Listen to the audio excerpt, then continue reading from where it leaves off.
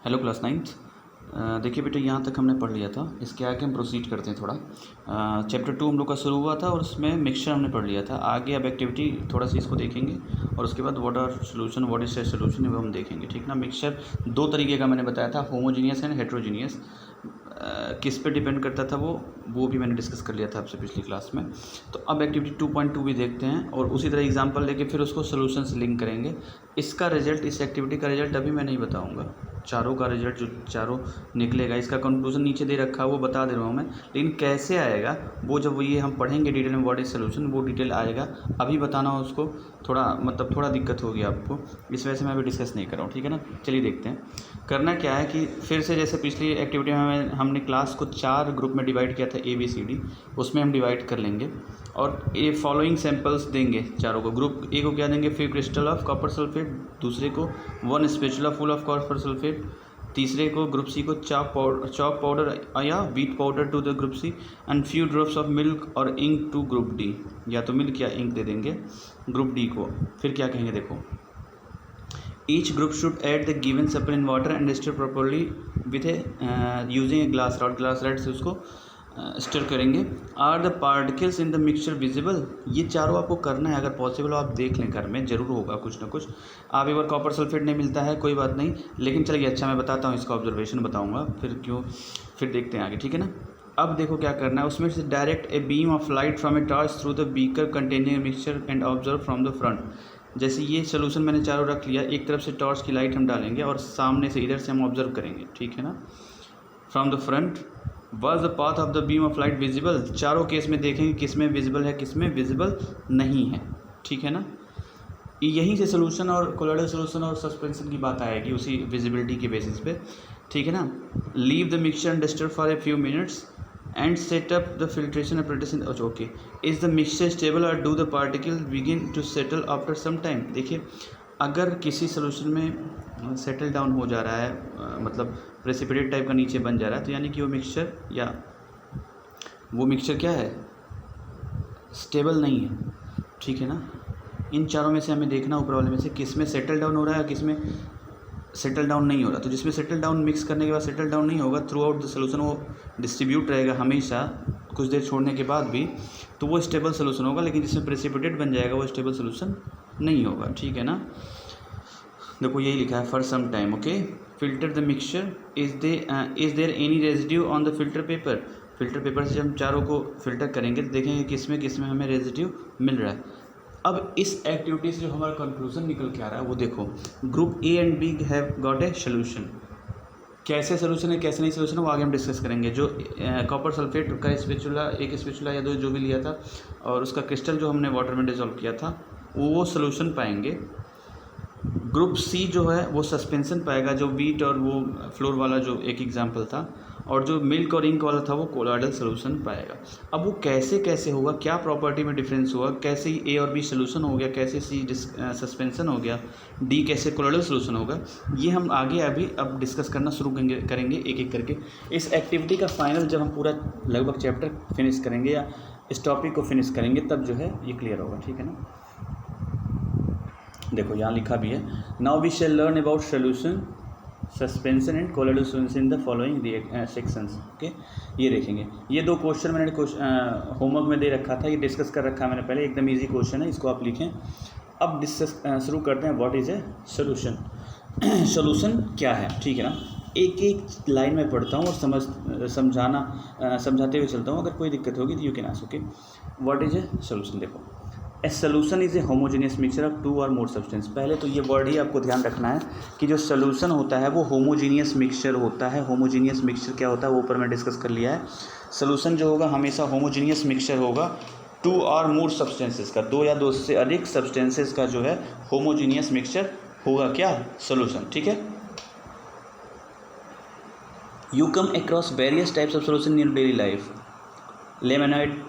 Lemonade, ठीक है, soda water etcetera are all examples of solution. ये सब सोल्यूशन के एग्जाम्पल है। कैसे, अभी देखिए, usually we think of a solution as a liquid that contains either a solid, liquid और गैस। हम सोचते हैं कि कोई लिक्विड होगा उसमें या तो सॉलिड होगा या तो सॉरी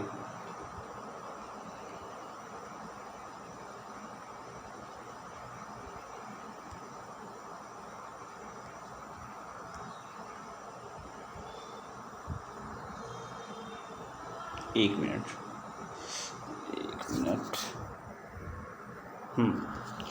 तो नॉर्मली हम क्या सोचते हैं कि कोई सोल्यूशन अगर कोई सोल्यूशन होगा उसमें क्या होगा, कोई एक लिक्विड होगी, उसमें हम या तो सॉलिड डिजॉल्व करेंगे या लिक्विड या गैस। लेकिन we can also have solid solutions, जैसे एलॉयज़ होते हैं। एलॉयज़ क्या होता है, आगे है सॉलिड सोल्यूशन, मतलब दोनों सॉलिड रहेंगे। ऐसा भी हो सकता है गैसियस सोल्यूशन, केवल गैस रहें, जैसे एयर, उसमें कहीं लिक्विड नहीं है, मतलब मॉइस्चर, वो बात की बात है, मैं डिस्कस करूँगा उसको।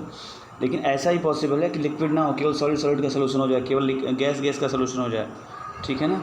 इन a solution there is a homogeneity at the particle level. देखो वही मैंने बार बार डिस्कस कर रहा हूँ, homogeneity at the particle level. जैसे अगर लेमनेड हम टेस्ट करेंगे तो वो सेम रहेगा, जैसे हमने नींबू का कोई शरबत बनाया, जूस बनाया, ठीक है ना, उसको हम पी रहे हैं तो पूरा ग्लास हम पियेंगे तो अगर अच्छे से मिक्स है वो तो एक ही स्वाद देगा, यानी कि होमोजेनिटी उसमें है, कहीं डिफरेंस नहीं है। This shows that particle of sugar और salt are evenly distributed in the solution, अच्छे से वो डिस्ट्रीब्यूट हो गया है, ठीक है ना। अब एलॉय क्या होते हैं, जैसे एक आया था what are alloy. Alloy are the mixture of two or more metals, or a metal and a non metal. Metal का हो या मेटल नॉन मेटल का हो, and can not be separated into their component by physical method. Physical method से उसको separate नहीं किया जा सकता है। ये एलॉय होता है मेटल या मेटल का मिक्सचर या मेटल या नॉन मेटल का मिक्सचर, ठीक है ना। इनके जो कॉन्स्टिट्यूएंट होते हैं, जो डिफरेंट मेटल होते हैं, डिफरेंट मेटल या नॉन मेटल होते हैं, उनको हम फिजिकल मेथड से सेपरेट नहीं कर सकते। But still an alloy is considered as a mixture because it shows the properties of its constituent. हाँ ठीक है, अब अलग अलग कॉन्स्टिट्यूएंट की प्रॉपर्टी शो कर रहा है, इसलिए इसको मिक्सचर बोलेंगे। And can have variable position, composition इसकी वेरी कर सकती है। जैसे ब्रास जो होता है उसमें जिंक 30% होता है और 70% कॉपर होता है। कॉपर और जिंक से ब्रास बनता है भाई, ठीक है ना, कॉपर और जिंक से ब्रास बनता है। कॉपर उसमें होता है 70% और जिंक होता है 30%। ये कंपोजिशन आप ध्यान भी रख लें, या नहीं भी रखेंगे तो काम चल जाएगा, ठीक है ना। अब देखो भाई, sorry, a solution has a solvent and A solute. अभी आपको पता होना चाहिए किसी सोल्यूशन में सॉल्वेंट होता है और सोल्यूट होता है। जो एक चीज़ ध्यान रखो, जो ज़्यादा अमाउंट में प्रेजेंट होगा उसको सॉल्वेंट बोलेंगे और जो लेस अमाउंट में होगा उसको सोल्यूट बोलेंगे। ये एक नॉर्मल अंडरस्टैंडिंग है, ये एक नॉर्मल अंडरस्टैंडिंग है कि जो ज़्यादा अमाउंट में होगा दैट इज़ सॉल्वेंट एंड जो लेस अमाउंट में होगा that is solute. Okay, for example जैसे मैं शरबत या एक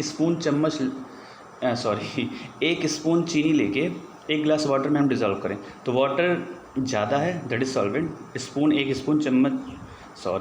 स्पून चीनी है तो वो लेस अमाउंट में है तो दैट इज़ सोल्यूट, ठीक है ना।